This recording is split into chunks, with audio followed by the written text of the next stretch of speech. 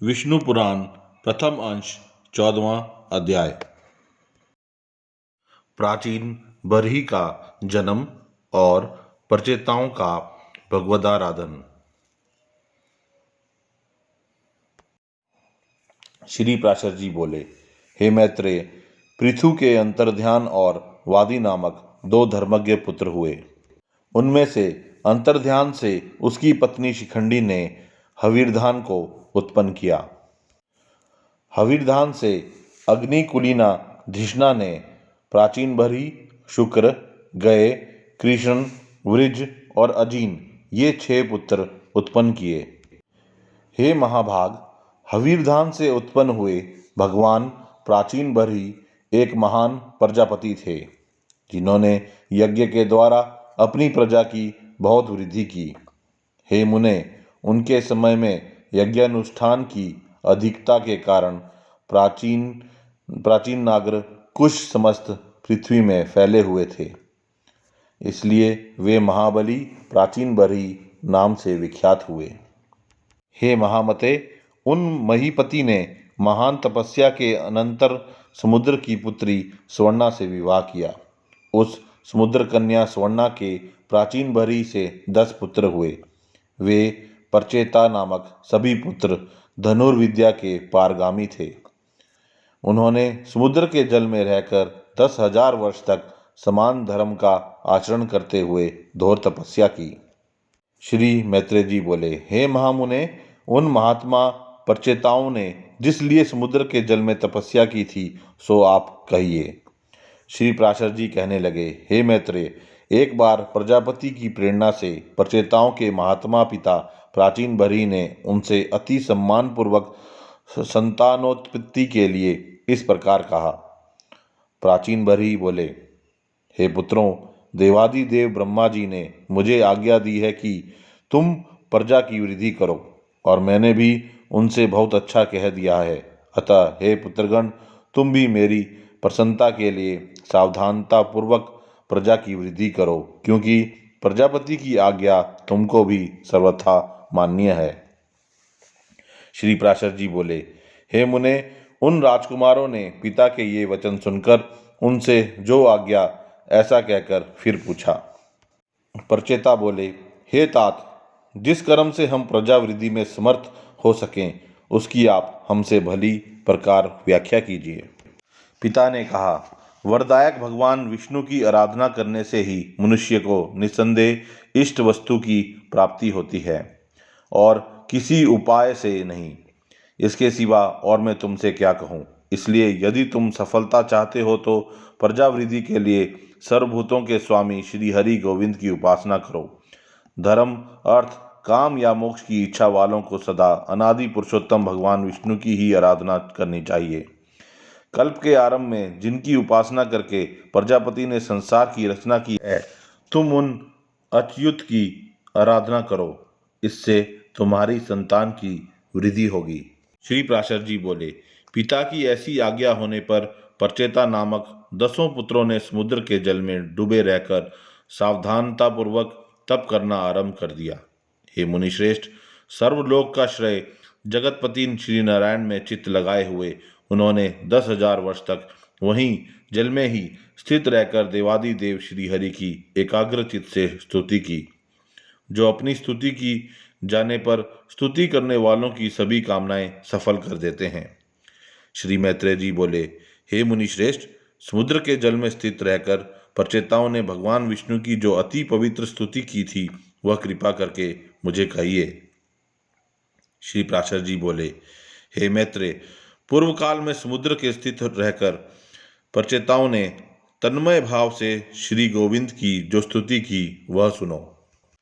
प्रचेताओं ने कहा, जिनमें संपूर्ण वाक्यों की नित्य प्रतिष्ठा है, अर्थात जो संपूर्ण वाक्यों के एकमात्र प्रतिपाद्य हैं तथा जो जगत की उत्पत्ति और प्रलय के कारण हैं, उन निखिल जगनायक परम प्रभु को हम नमस्कार करते हैं, जो आद्य ज्योति स्वरूप अनुपम अणु अनंत अपार और समस्त चराचर के कारण हैं, तथा जिन रूपहीन परमेश्वर के दिन रात्रि और संध्या ही प्रथम रूप हैं, उन काल स्वरूप भगवान को नमस्कार है।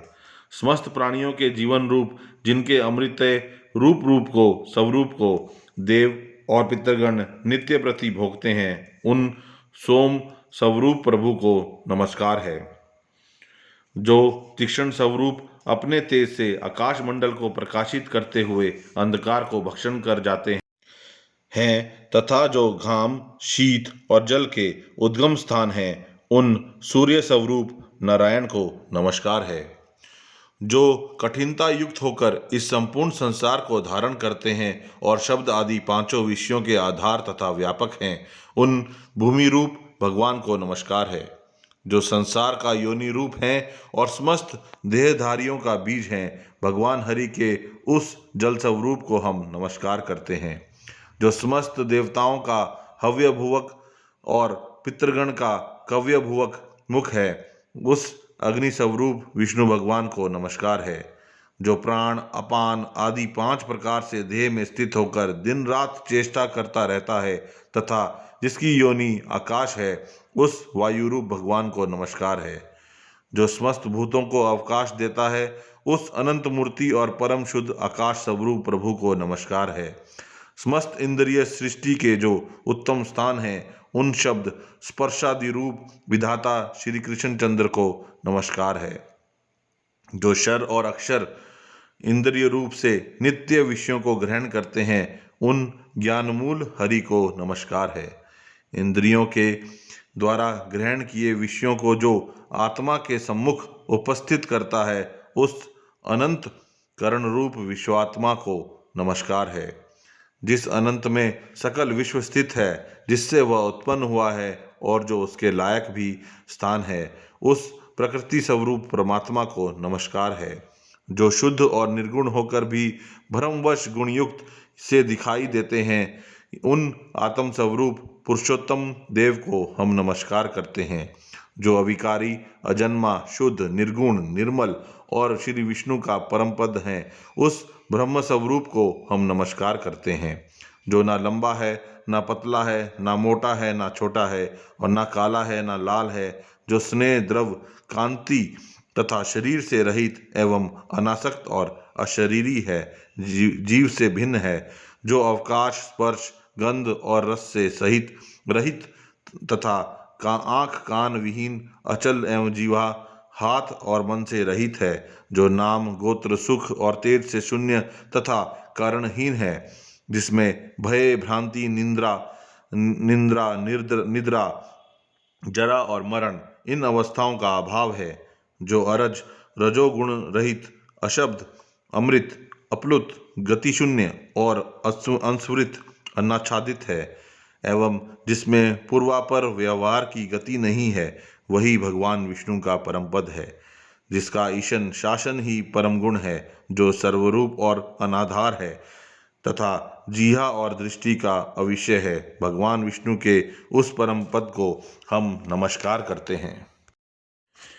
श्री पराशर जी बोले, इस प्रकार श्री विष्णु भगवान में समाधिस्थ होकर परचेताओं ने महासागर में रहकर उनकी स्तुति करते हुए 10,000 वर्ष तक तपस्या की। तब भगवान श्री हरि ने प्रसन्न होकर उन्हें खिले हुए नील कमल की सी अभायुक्त दिव्य छवि से जल के भीतर ही दर्शन दिया। परचेताओं ने पक्षीराज गुरुड़ पर चढ़े हुए श्री हरि को देखकर उन्हें भक्तिभाव भार से झुके हुए मस्तकों द्वारा प्रणाम किया। तब भगवान ने उनसे कहा, मैं तुमसे प्रसन्न होकर तुम्हें वर देने के लिए आया हूँ, तुम अपना अभिष्ट वर मांगो। तब परचेताओं ने वरदायक श्री हरि को प्रणाम कर जिस प्रकार अपने पिता ने उन्हें प्रजावृद्धि के लिए आज्ञा दी थी, वह सब उनसे निवेदन की। तदनंतर भगवान उन्हें अभिष्ट वर देकर अंतर्ध्यान हो गए और वे जल से बाहर निकल आए। ये था विष्णु पुराण प्रथम अंश का 14वां अध्याय।